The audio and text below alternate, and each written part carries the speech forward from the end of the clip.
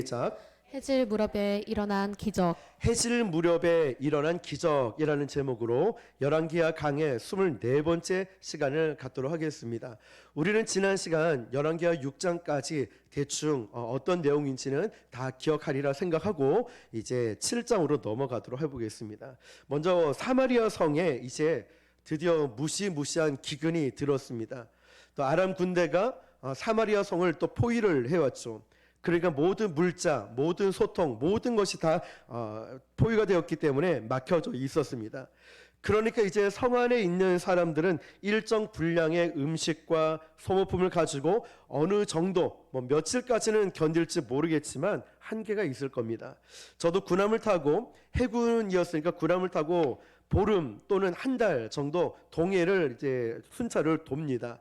그런데 이 먹을 거를 잘못 계산해 버리면은 음식이 다 떨어지면은 견디기가 힘들어요. 그때는 이제 배추김치 다 떨어지면 양배추를 가지고 김치를 만들고 컵라면 때우고 그 통조림으로 때우고 음식을 잘 계산을 해야 되는데 그러지 못할 때가 있다는 거죠. 한번 생각해 보십시오. 이제 이런 모든 물자가 다 떨어져 있는 이 사마리아 성에 포위되어 있는 이 백성들 보십시오. 얼마나 끔찍하겠습니까? 우리 6장에서 보면 이런 내용이 나오죠. 오늘 내 아들의 아들을 잡고 다음 날은 너의 아들을 잡겠다. 비둘기 똥도 값으로 매길 정도로, 그 정도로 심각한 기근이 들었다는 거죠. 그런데 여러분, 우리 지난 금요일 말씀을 되새겨보면 기억이 나실 텐데요. 사실 이런 결과가 무엇을 떠난 결과였을까요? 하나님 말씀을 떠난 결과라고 말씀드렸습니다.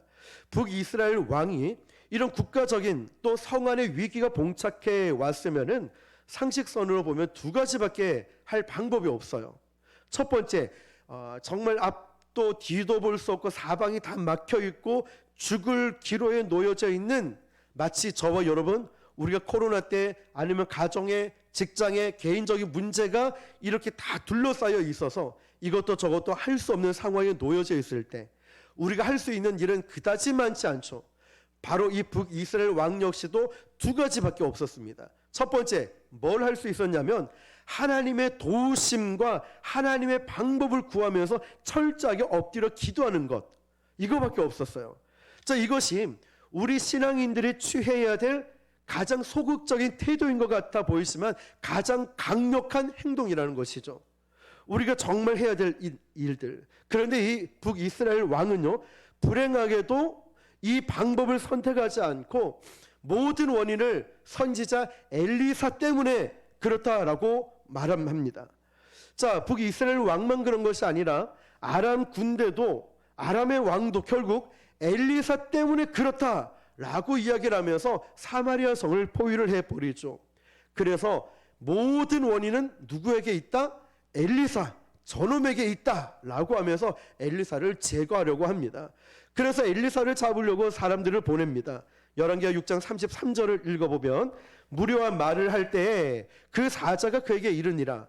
왕이 이르되 이 재앙이 여호와께로부터 나왔으니 어찌 더 여호와를 기다리리요. 아멘. 자, 여러분 열왕기하 6장 33절을 잘 보시면서 무료한 말을 할 때 이 부분을 보시면 엘리사가 몇몇 지인들과 이 국가적인 재난에 대해서 대화를 나누고 있었다는 거죠.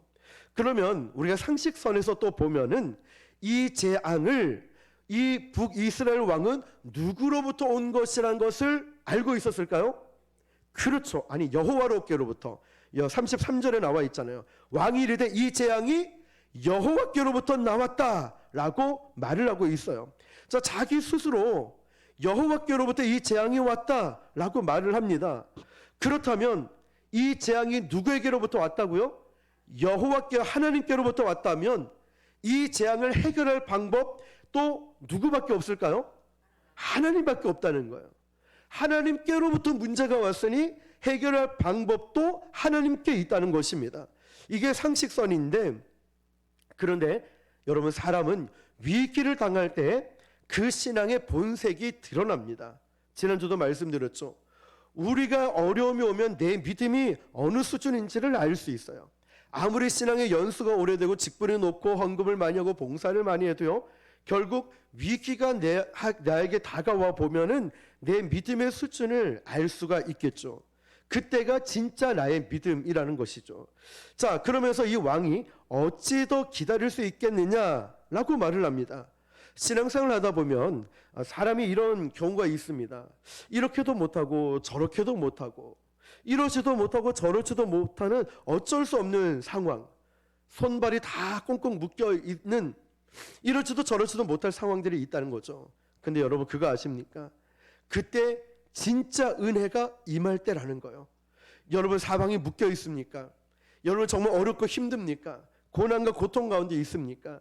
바로 그 위기, 그 가운데 하나님의 특별한 은혜가 임할 때라는 것 믿으시길 바랍니다. 하나님은요, 가끔 우리의 손발을 다 묶어놓고 기다리는 때가 있어요. 이렇게도 못하고 저렇게도 못하고 사방을 다 가로막아 놓고 그런 환경을 저에게 여러분에게 만들어 놓을 때가 있다는 거예요. 그런데 그때야말로 바로 하나님이 순전하게 개입하시는 시간이라는 거예요.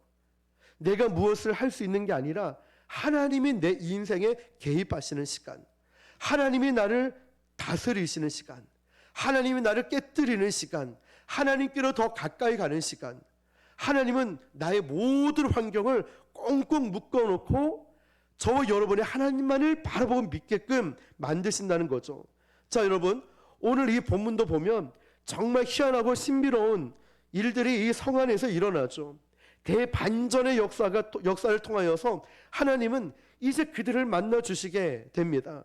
자, 여러분 오늘 본문을 보시면 지금 이스라엘 왕은요, 지금 이럴 때일수록 이 문제가 여호와께로부터 왔다는 고백을 자기 입으로 얘기를 합니다. 그러면 하나님께로부터 왔다, 여호와께로부터 왔다, 내 입으로 시인하면은 이 왕이 지금 누구에게로 가까이 가야 되죠? 그렇죠. 하나님께로 가까이 가는 게 당연하죠. 하나님께로부터 왔다고 내가 고백을 하니까. 잘 보세요, 여러분. 저와 여러분도 이 문제는 하나님께 있다, 고쳐주실 분도 하나님이시고 해결하실 분도 하나님이시다 라고 내 입으로 고백하면 내가 어디로 가야 됩니까? 하나님께로 와야 되죠. 세상으로 가는 게 아니에요. 오락실 가는 게 아니에요. 노래방 가는 게 아니에요. 여행 가는 게 아니라 하나님께로 와야 되는 거예요. 하나님이 이 문제를 주셨다면 해결자도 하나님이시니까 하나님께 매달려야 되죠. 하나님의 임재 앞으로 들어가야 된다는 거예요. 거기에 해답이 있습니다. 거기에서부터 문제가 해결이 되는 것입니다. 하나님만이 이걸 하실 수 있는 분이십니다. 하나님만이 전능하신 분이십니다. 요즘 우리에게 하나님이 주신 메시지가 뭔지 아십니까?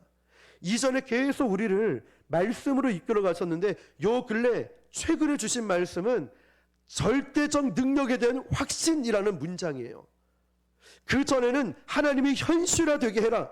그러니까 하나님 말씀이 내 삶에 이루어지는 현실화될 수 있도록 그걸 선포했다면, 요 근래 계속 하나님이 저에게 우리에게 주시는 메시지가 뭐냐면 절대적 능력자에 대한 확신, 이 문장이에요. 이거 하나님을 말로만 고백하는 것이 아니라, 하나님을 입술로만 고백하는 것이 아니라 정말 내 삶에 그분을 의지하고 신뢰하고 있는가.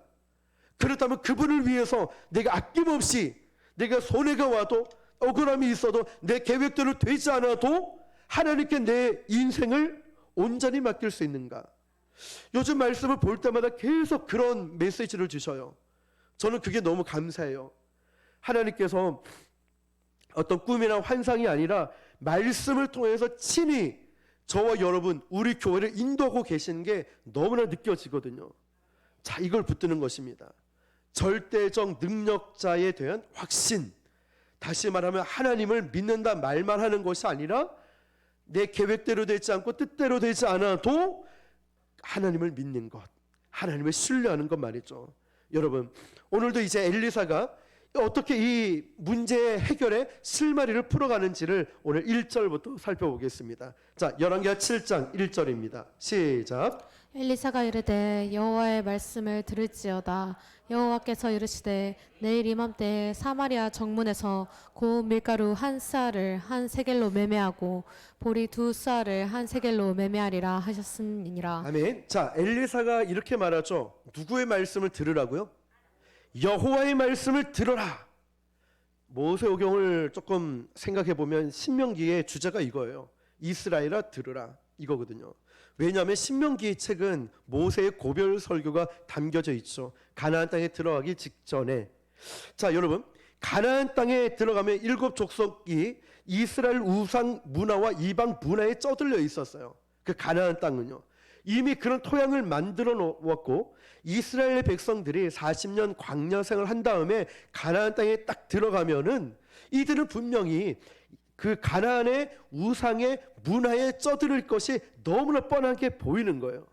그러니까 하나님이 신명기를 통하여서 이스라엘아 들으라 라고 말씀하는 거예요. 자, 이 백성들이 가나안 땅에 들어가면은 얼마나 이 가나안 문화에 동화되고 물들기 쉽겠습니까? 그러니까 그곳에 들여보내기 전에 하나님의 신명기라는 책을 통해서 계속 강조하고 있는 게 뭐냐면 이스라엘아 들으라, 이스라엘아 들으라 말씀하고 있는 거예요. 자, 여러분, 문설주에 써놓고 손목 기호를 만들어 놓고 외우고 들어라 너 자녀들에게도 이걸 알려라 말씀하고 있는 거예요. 그런데 가나안 땅에 들어가면서 왕들을 요구하는 또 제국의 흉내를 이스라엘 백성들이 내기 시작합니다. 뭔가 있는 것처럼. 부득불 왕을 허용하자 어떤 일들이 일어나기 시작합니까? 왕을 요구하기 시작하면서 자신의 나라도 애굽화 되기 시작합니다. 다시 우상화가 되기 시작합니다. 그리고 그 성전이 어떻게 됩니까? 우리 계속 우리 사무엘 상하부터 열왕기 상하를 배우고 있죠. 그 나라는, 그 성전은 종교 혼합주의가 되어버렸어요. 우상 백화점이 되어버렸어요. 이방 여인을 통하여서 1000명이 넘는 여인들을 통하여서 온갖 이방 우상들이 다 성전에 들어와 버렸다는 거예요. 이스라엘은 이제 종교 백화점이 되어버렸어요. 우상 문화에 쩌들어 버렸어요. 하나님은 이 백성들을 고치시기 위해서 어떤 방편을 쓰시느냐, 우리 수요일날 다니엘로 배우면서 배웠죠. 바로 대적자, 바로 아수르를 치고 또 바벨론을 두면서 이스라엘 백성들을 먼 태양의 나라로 노예로 던져 놓은 거예요. 이 백성들을 훈련시키고 이 백성들을 회개시키기 위해서. 그러면서 그런 뜨거운 풀무불 역사 속에서 하나님이 하시는 말씀이 이스라엘아 들으라 라고 말씀하시는 거예요. 지금 이런 세계적 재난 앞에 또 재앙 앞에 교회가 위축될 수 있고 또 여러 가지 물리적 제한도 있을 수 있고 또 JMS 이단에서 막 설치는 바람에 오해를 살 수도 있고 내 개인적으로 보면 육신의 질병으로 물질의 어려움으로 가정의 어려움으로 또 인간관계의 어려움으로 움츠러들 수도 있어요. 여러분, 사방이 다 막혀 있는 것 같은 그런 인생, 그런 삶이 내 모습인 것 같아요. 이럴 수도 없고 저럴 수도 없는 이런 우겨쌈을 당한 이런 모습이라는 거죠. 절망스러운 그 환경일 것 같지만 그런데 여러분, 바로 그때야말로 누가 개입할 수 있는 시간이라고 했죠? 그렇죠. 하나님만이 개입할 수 있는 시간이라는 거예요. 이 모든 사방이 막혀 있는 이때 내가 움직이려 하는 것이 아니라 내가 어떤 액션을 취하는 것이 아니라 하나님께서 문제를 풀어가고 하나님이 일하시는 시간이라는 거예요. 그렇다면 오늘 이 말씀을 보면서 하나님이 어떻게 개입하시는지를 한번 볼까요? 제가 읽어드릴게요. 1절 보니까 들으라고 한 다음에 내일 이맘때에 사마리아 성문에 고운 밀가루 한 스아를 한 세겔로 매매하고 보리 2스아를 한 세겔로 매매하리라 하셨느니라. 아멘. 지금 이 말씀이 뭐냐면 가격이 폭락한 거예요. 우리 6장 때 보면 가격이 폭등했었죠. 예를 들면 점심 한 끼에 50만 원, 100만 원 할 정도로, 심지어는 비둘기 똥까지 가격으로 매길 정도로 그렇게 모든 것이 폭등했던 그 6장이 있는데 이제 7장에 들어보니까 완전히 역전이 돼버린 거죠. 폭락해버렸어요. 모든 금액들이.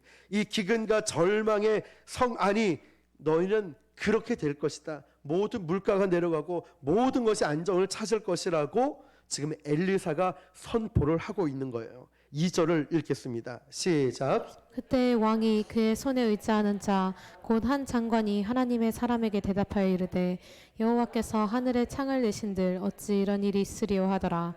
엘리사가 이르되 내가 내 눈으로 보리라 그러나 그것을 먹지는 못하리라 하니라. 아멘. 자, 이런 기적들이 일어나긴 일어나는데 뭐 하지 못한다고 하죠? 먹지는 못한다. 그림의 떡이라는 거예요. 자, 여러분, 눈으로 보고 있는데 그러나 넌 먹지는 못할 것이다. 이거를 전문 용어로 환장한다는 뜻이에요. 내가 너희들을 환장하게 만들겠다 이 뜻인 거예요. 자, 여러분 3절을 읽어볼게요. 시작. 성문 어귀에 나병 환자 네 사람이 있더니 그 친구에게 서로 말하되 우리가 어찌하여 여기 앉아서 죽기를 기다리랴. 이 네 명의 나병 환자는 성 안에 못 들어갑니다. 그런데 이 네 사람이 일찍이 성문 어귀에 와 있습니다. 이 나병 환자 네 사람이 왜 성문 어귀에 와 있을까요? 이 네 명의 나병 환자는 지금 누구와 극적인 대조를 보이고 있는지 아십니까? 엘리사의 말 속에 하나님의 그 역사를 전혀 신뢰하고 있지 않는 이스라엘 왕과 그와 함께하고 있는 고관들과 바로 이 네 명의 나병 환자를 극적인 대조를 보이고 있는 거예요. 우리 돌아온 탕자 때 나누었던 거, 나에게는 염소 새끼 한 마리도 잡은 적이 없더니 그 집안에 있는 탕자 얘기 아시죠? 돌아온 탕자 첫째 아들 둘째 아들 얘기처럼 대조를 이루었던 것처럼 지금 이 말씀도 왕과 고관들과 네 명의 나병 환자를 대조시켜서 극적인 대조를 의도적으로 성경이 하고 있는 거예요. 왜 이런 표현을 하고 있을까요? 지금 엘리사는요, 하나님의 말씀을 선포했음에도 불구하고 이스라엘 왕과 고관들은 믿었을까요? 안 믿었을까요? 안 믿어요. 여호와의 말씀을 들으라 라고 얘기를 해도 그들은 듣지를 않고 믿지를 않았어요. 안 믿었다는 거예요. 안 믿었어요, 여러분. 그러니까 엘리사는 너희가 기적은 볼 거야. 다 같이 기적은 볼 거야. 근데 먹지는 못할 거야. 그러면 이 얘기를 듣고 네 명의 나병 환자도 똑같이 들었거든요. 그런데 이 네 명의 나병 환자는 지금 어디에 있냐면 성문 어귀에 있다는 사실이에요. 왜 그럴까요? 기적이 어디서부터 시작됐냐면 바로 성문에서부터 시작됐거든요. 1절을 보니까 사마리아 성문에서 고운 밀가루 한 스아를 한 세겔로 매매하고 사마리아 어디라고 했죠? 성문이라고 했어요. 그러니까 네 명의 나병 환자는 바로 성문 어귀에 머물러 있었던 거예요. 무엇을 가지고? 믿음을 가지고. 듣고 행함 있는 믿음으로 갔다는 거예요. 그런데 듣고는 에이 그럴 일 없지. 설마 안 믿어요. 하나님이 절대적 능력자인 하나님에 대한 확신을 갖고 있어라 라고 말씀을 주셔도 안 믿어요. 하나님이 현실화되게 해라 안 믿어요. 기도해라 안 믿어요. 무슨 말을 해도 믿지를 않는 거예요. 그런데 이 네 명의 나병 환자는 성문 어귀에 먼저 와서 기다리고 있었다는 거예요. 왜냐, 이런 기적이 성문에서 일어날 거니까. 이 네 명의 나병 환자 여러분 성문에 와 있어요. 그렇지만 왕, 고관들, 지위가 있는 사람들은 하나님의 말씀을 안 듣는 거예요.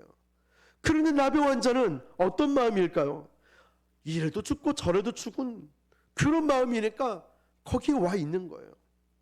여러분, 싸움의 기술이라는 책이 있거든요. 그 싸움의 기술이라는 책에 보면은 최고의 싸움의 고수가 누구라고 기록되어 있는지 아십니까? 잃을 게 없는 사람. 그러니까 네 죽고 날 살자 이거는 아무것도 아니에요. 네 죽고 나 죽자 이런 사람이 무섭다는 것처럼 싸움의 고수는 잃을 게 없는 사람이 고수라고 합니다. 자, 잃을 게 많은 사람은 못 싸운다는 거죠. 잃을까 봐. 자, 여러분, 그런데 이 네 명의 나병 환자는 잃을 게 있습니까? 없습니까? 없죠. 그들은 어차피 이 질병 때문에, 나병 때문에 격리가 되어 있어서 집안 식구들이 가져다 주는 음식으로만 생존할 수밖에 없는 절망 중에 절망에 빠진 사람이에요. 그런 사람이 이 땅에 무슨 희망이 있겠습니까? 그런데 이들은 3절에 이렇게 얘기하죠. 시작. 성문 어귀에 나병 환자 네 사람이 있더니 그 친구에게 서로 말하되 우리가 어찌하여 여기 앉아서 죽기를 기다리랴. 아멘. 성문 어귀에 나병 환자가 와서 네 사람이 서로 얘기를 합니다. 어찌하여 여기 앉아서 죽기를 기다리랴. 자, 이 사람들은 이렇게 죽으나 저렇게 죽으나 죽기는 마찬가지라는 거예요. 자, 4절입니다. 시작. 만약 우리가 성읍으로 가자고 말한다면 성읍에는 굶주림이 있으니 우리가 거기서 죽을 것이요 만약 우리가 여기서 머무르면 역시 우리가 죽을 것이라. 그런즉 우리가 가서 아람 군대에게 항복하자. 그들이 우리를 살려두면 살 것이요 우리를 죽이면 죽으리라 하고. 아멘. 자, 거기 가봤자 거기 사람들이 지금 굶어 죽어가고 있는데 뭐 우리에게 무슨 희망이 있겠냐? 우리 같은 나병 환자들 들어갈 수 있겠냐? 이런 처지라는 거죠. 자, 그런 심정을 가지고 간 거예요.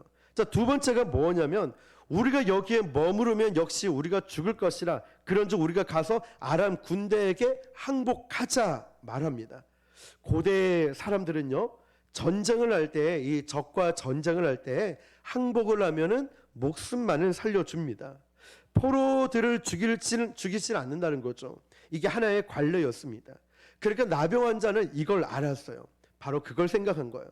성에 가봤자 희망도 없고 여기나 저기나 죽기는 마찬가지다. 차라리 우리를 포위하고 있는 저 아람 진영에 들어가서 우리 항복하자. 뭐 우리를 어떻게 하겠냐? 우리를 설마 죽이겠냐? 라고 말을 하는 거죠. 자, 그런데 그 아람 진영에 목숨을 걸고 죽으면 죽으리라는 마음을 가지고 아람 진영에 딱 들어갔는데 희한한 일이 있죠. 5절입니다. 시작. 아람 진영으로 가려 하여 해질 무렵에 일어나 아람 진영 끝에 이르러서 본즉 그곳에 한 사람도 없으니. 자, 여러분, 이스라엘 시간에 해질 무렵이라는 것은 우리나라 시계와 달라서 우리는 아침에 일어나면 이제 하루 일과가 시작된다라고 하죠. 자, 이스라엘의 시간은요, 해질 무렵이 바로 새로운 하루가 시작되는 시간이었어요. 이게 히브리인들의 시간 개념이었습니다.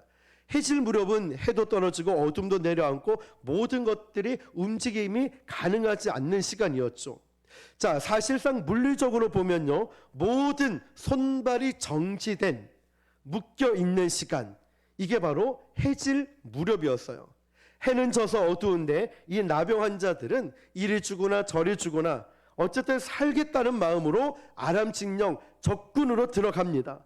그런데 이 적군에 딱 들어가니까 어떻게 돼 있냐면 본즉 그곳에 한 사람도 없으니. 적진으로 들어갔는데 사람이 있습니까 없습니까? 한 사람도 없다는 거예요. 병사들이, 이 아람 병사들이 여기 4명의 나병 환자만 하나님의 경영하신 일들을 확인하게 된 거예요. 하나님의 기적을 4명의 나병 환자만 경험하게 된 거예요. 자, 여러분 6절을 읽어볼게요. 시작. 이는 주께서 아람 군대로 병거 소리와 말소리와 큰 군대의 소리를 듣게 하셨으므로 아람 사람이 서로 말하기를 이스라엘 왕이 우리를 치려 하여 햇사람의 왕들과 애굽 왕들에게 값을 주고 그들을 우리에게 오게 하였다 하고. 아멘. 무슨 말이냐면 4명의 나병 환자들이요, 발자국의 이 4명의 나병 환자의 발자국 소리를 하나님은 쉽게 표현하면 천국에 확성기를 들고 막 엄청난 병력의 소리처럼 바꾸어 놓은 거예요. 누가요? 하나님께서. 애굽의 이 그 많은 대구처럼 이 병력 소리, 말발굽 소리처럼 들리게 했다는 거예요. 그러니까 아람 진영에 있는 사람들은 걸음아 나 살려라 이러면서 다 도망을 가버린 거예요. 그러면서 도착해 보니까 아무도 없는 거예요. 놀랍지 않습니까? 얼마나 이가 기가 막힌 일입니까? 하나님은 이렇게도 역사하신다는 것이죠. 우리가 하나님을 믿기만 한다면, 우리가 정말 하나님을 믿기만 한다면 말이죠. 그런데 절대적 능력자이신 하나님에 대한 이 믿음을 가지고 너무 계산이 많아요. 너무 우리 생각이 많아요. 하나님이 이렇게 해주시면, 하나님이 저렇게 해주시면, 응답해 주시면 믿고, 뭘 해주시면 믿고. 그런데 우리는 다니엘서를 공부하고 말씀을 묵상하고 배우면서 그게 아니었잖아요. 그렇게 하실 수도 있는 하나님이시지만 그게 아니잖아요. 다니엘의 세 친구처럼 그렇게 하지 아니하실지라도 엊그제 수요일 말씀처럼 느부갓네살 왕에게 대답할 필요도 없다고 하잖아요. 때로는 기도할 필요도 없는 거예요. 교회 오겠다는데, 예배 드리겠다는데 뭘 기도합니까? 하나님 앞에서 우리 믿음으로 가면 되는 거죠. 여러분, 지금 이 말씀을 잘 보십시오. 하나님을 믿는다면, 정말 믿는다면 그냥 그대로 믿으시는 거예요. 그냥 있다고 하면 있다고 믿고 없다고 하면 없는 걸로 믿는 건데 왜 이렇게 많은 설명이 필요한 것입니까? 거기에만 논하고 해석하고 따지지 말고 그대로 받아들이는 것, 이게 믿음이고, 이런 믿음을 가지시길 축복합니다. 하나님이 말씀하시면, 주님 말씀하시면 그냥 믿는 거예요. 그런 기도가 역사가 나타나는 거죠. 그러니까 이 4명의 나병 환자 한번 보십시오. 어떤 생각이 들었을까요? 야, 이게 웬 떡이냐? 아니, 아람 군대가 다 어디 갔지? 다 도망갔네? 금과 은과 먹을 거 입을 거 다 놔두고 도망갔네. 이 기적을 누가 본 거예요? 4명의 나병 환자만 본 거예요. 자기네들의 먹던 거 쓰던 거 무기까지 다 내버려놓고 자기 생명을 위해서 아람 군대는 다 도망을 가버렸어요. 그런데 안타깝게도 이스라엘 왕이나 고관들이나 거기 있는 사람들은 믿지를 않으니까 성문 어귀에 나오지도 않고 기적의 현장을 경험하지를 못하는 거예요. 자, 7절입니다.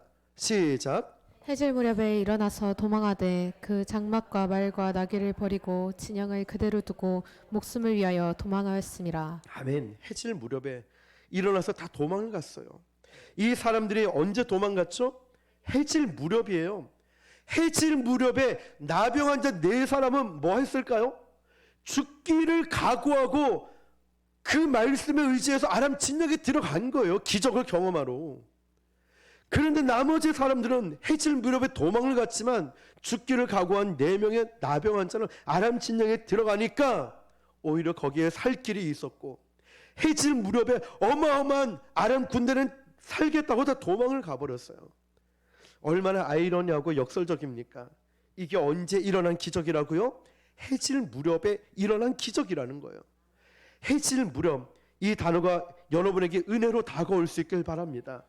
해질 무렵에 모든 것이 끝났고 모든 것이 안 되고 모든 것이 막바지에 달했다라고 말하는 이 시점에도 하나님은 은혜를 베풀어 주시고 하나님은 기적을 주시는 분이에요. 우리가 믿기만 한다면 그런 기적을 보게 될 줄 믿습니다. 마지막 8절입니다. 시작. 나병 환자들이 그 친구에게 서로 말하되 우리가 이렇게 해서는 아니 되겠. 죄송합니다. 은과 금과 의복을 가지고 가서 감추고 다시 와서 다른 장막에 들어가 거기서도 가지고 가서 감추니라. 아멘. 자, 여러분, 이 장면을 머릿속으로 한번 유추해서 상상해 보십시오. 아람 군대에 딱 진영에 들어갔는데 텅 빈 군대가 어지러 놓았어요. 근데 어지러 놓은 게 쓰레기가 아니라 은과 금, 먹을거리, 옷 이런 것들이 있는 거예요. 먹거리가 배 터지게 막 먹을 수 있을 만큼 있는 거죠. 이걸 도대체 어떻게 할 수가 없는 거예요. 그런데 여러분, 하나님의 이 놀라운 이 회복과 구원의 은총 처음으로 경험한 사람이 누굽니까? 누구예요? 나병 환자예요. 가장 절망스러운 사람들이, 가장 희망이 없던 사람들, 그 사람들이 이 놀라운 소식을 접하게 된 거예요. 배부르게 먹고 감추고 이런 장면을 한번 보세요. 웃음보가 막 저절로 터지지 않습니까? 어떻게 이런 일이 일어날 수 있을까? 이 4명은 얼마나 신났을까요? 여러분, 교회도 정말 우리가 이런 기적을 맛보고 경험하려면 바로 4명의 나병 환자처럼 있는 그대로를 믿고 순종하고 갈 때 이런 감추고도 남을 수 있는 이런 즐거움과 행복함이 넘쳐나게 될 줄 믿습니다. 해질 무렵의 기적을 기억하시길 바랍니다. 오늘 이 밤에도 우리 기도할 때 해질 무렵에 이 놀라운 기적이 저와 여러분에게, 우리 가정에게도 내 인생에게도 일어날 수 있길 축복합니다. 오늘 나병 환자처럼 하나님이 말씀하시면은 여호와의 말씀을 듣고 순종하시는 저와 여러분, 이런 역전케 하는 역사가 저와 여러분의 인생에 나타나기를 주님의 이름으로 축원합니다. 우리 이 사람 함께 기도하겠습니다.